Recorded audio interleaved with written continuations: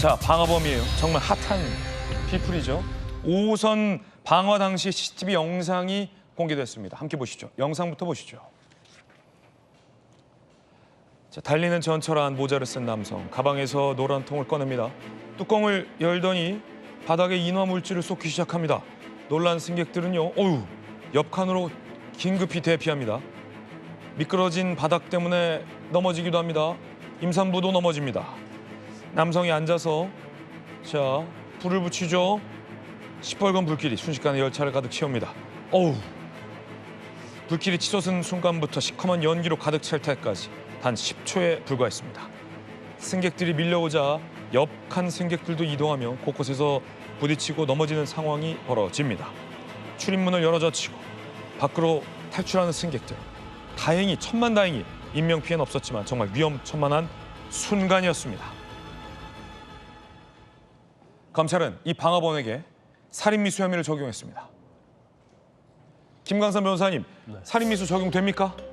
살인미수 충분히 되는 건가요? 아마 이제 경찰에서 처음 수사할 때는 이제 살인미수 혐의를 아마 적용을 하지 않았던 것 같습니다. 그래서 이제 검찰에서 살인미수를 특정을 해서 이제 구속 기소했거든요. 그런데 지금 사실 저건 그 검찰에서 이제 테러에 준한다는 살상이라고 했는데 저건 테러죠, 테러. 테러다. 일반적인 살인 사건과는 좀 질적으로 굉장히 다르다고 봅니다. 그런데 지금 범죄의 어떤 동기가 너무나 이해가지 않는 측면이 있어요.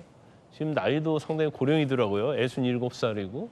근데 이제 이혼 소송을 아마 당한 것으로 보이는데 이혼 소송 결과가 자기에게 불리하게 나왔다는 거예요. 그래서 이혼 소송 결과가 나온 그 다음 날부터 이제 방화 준비를 해가지고 저렇게 방화를 하는데 아니 어떤 자기 어떤 개인의 억울함 때문에 이렇게 공공 다중을 목표로 한 테러를 벌인다라는 게 납득이 되지 않거든요. 근데 심리 분석을 했는데 이제 소시오패스나 그런 경향이 없었다고 그래요. 네. 그런데 자기중심적인 그런 게 굉장히 강했다는 거고, 그러니까 사실은 그 이혼 소송에 있어서 자기의 잘못 그런 것을 인정하지 않고 판결 자체에서 자기가 주장했던 내용이 받아들이지 않은 거에 대해서만 아마 이제 분노가 나니까 이제 저 불특정 다수인을 상대로 저렇게 이제 테러를 하려고 한 것이죠. 그런데 이 사람이 보니까 굉장히 치밀하게 준비를 했더라고요.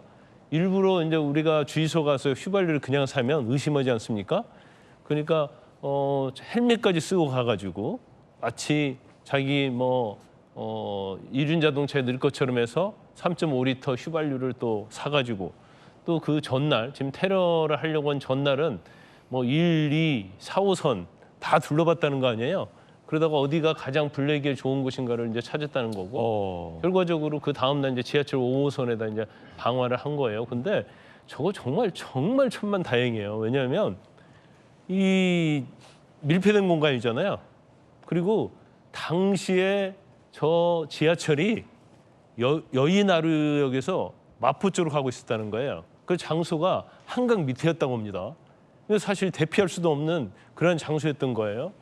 그런데 마침 신속하게 대피를 해가지고 사망한 분은 진짜 한 분도 안 나온 건 천만 다행이고 그 장소까지 고려했다. 그렇죠. 한 열 몇 분 정도는 이제 상해를 입었고 예. 나머지 분들은 상당히 굉장히 트라우마랄지 그런 거로 인해서 이제 정신적인 그런 것들이 많이 있었다고 그래요. 그래서 원래 저 안에가 한 400명 정도 탈 수 있었는데 그 안에서 실질적으로 피해를 입은 분에 대해서 167명인가요? 그래서 그분에 대해서 이제 살인미수 혐의를 적용을 한 거죠. 살인미수 혐의 어떤 결정적 장면에 대해서 많은 전문가들은 이 장면을 분석하고 있습니다. 자, 성춘 부의장님, 앞서 우리가 영상 봤지만 저렇게 임산부가 미끄러지는 모습을 봤는데도 불구하고 이 불을 붙였다. 이것은 살해 의도가 드러난 대목이다. 검찰은 이렇게 해석했거든요. 그렇죠. 그러니까 정말 방송이라서 욕을 못 하는데 욕을 하고 싶은 장면이다라는 말씀을 드리고 싶고. 그렇죠. 저 임산부를 비롯해서 저기에 다행히 인명 피해가 없었습니다만 저는 인명 피해가 없었다고 말할 수 있는가라는 생각이 들어요. 그러니까 변호사님도 말씀하셨지만 저분들의 트라우마는 이제 평생 남을 거거든요. 저분들 앞으로 이제 지하철 탈 때 얼마나 무섭겠습니까? 계속 그 이후에 지하철 탈 때마다 공포에 떨지 않겠습니까? 저는 제가 대학교 1학년 때 대구 지하철 참사가 있었는데 대구 지하철 참사의 속보를 봤던 그 장면이 저는 아직도 기억이 날 그렇죠. 정도거든요. 그렇죠. 그러니까 속보를 보는 장면은 기억날 정도면 이 현장에 있었던 사람들의 이 트라우마는 우리가 상상하지 못할 정도로 괴로울 겁니다. 그러니까 저 사람은 단순히 본인의 그런 억울할지도 뭐 억울한 것도 아닙니다. 억울한 일이 있다 하더라도 왜 본인이 아닌 다른 사람들에게 수백 명에게 왜 죄 없는 사람들에게 그런 트라우마를 남기고 상흔을 남기는 거죠. 저는 정말 방송이라서 말하고 싶은 말을 못하지만 정말 저 사람은 법적 처벌을 제대로 받고 사회에 격리돼야 되는 사람이라고 생각합니다. 제가 한 가지만 좀 말씀드리고 싶은 거는 홍 대표님. 예. 그나마 다행스러운 거는 지금 대구 지하철 참사에 의해서 대구 지하철 당시에는 가연재료, 지하철 내부가 가연재료에서 불이 화재가 컸었거든요. 네네. 그 이후에 불연 재료로 교체하면서 이번에 그래도 큰 피해가 나지 않도록 됐다 이렇게 보고요. 그래서 평소에 이런 상황을 대비해서 여러 가지 안전 조치 시행해야 될 필요가 있고, 그다음에 두 번째는 법정에서 저런 분에 대해서 심신미약, 초범 이런 걸로 해서 그 판결을 가볍게 하면 안 돼요. 저는 굉장히 엄격한 처벌을 해야 되고, 더 나가서 아까 김광선 변호사님 얘기했지만 단순 살인 혐의가 아니라 다중에 대한 테러에 대해서는 법제도를 좀 바꿔서 더 엄격하게 처벌할 수 있는 기준을 만들어야 됩니다. 공감 가는 말씀을 짚어주셨어요. 자, 이 방화범의 가족의 이야기도 준비되어 있습니다. 들어보시죠. 저번 목요일날 재판 나가지고 그냥 계좌 전부 다 거의 다 가져다녔는데, 역시사지로 생각해도 만약에 본인들이 그 생각이 나왔으면 어떻게 했나. 6억 8천을 달라냈어요. 전부인이 달라는 거죠. 이거 확정 판결났어요. 2심에서. 너무 그냥 화가 났는지. 동생이 택시 운전하는데 아침에 나갔는데, 야, 나 고등어구이 먹고 싶은데 좀 해놔라.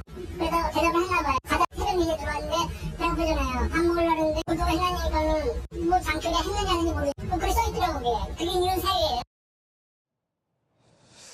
아무리 그래도 지하철에 불을 지르면 안 됩니다.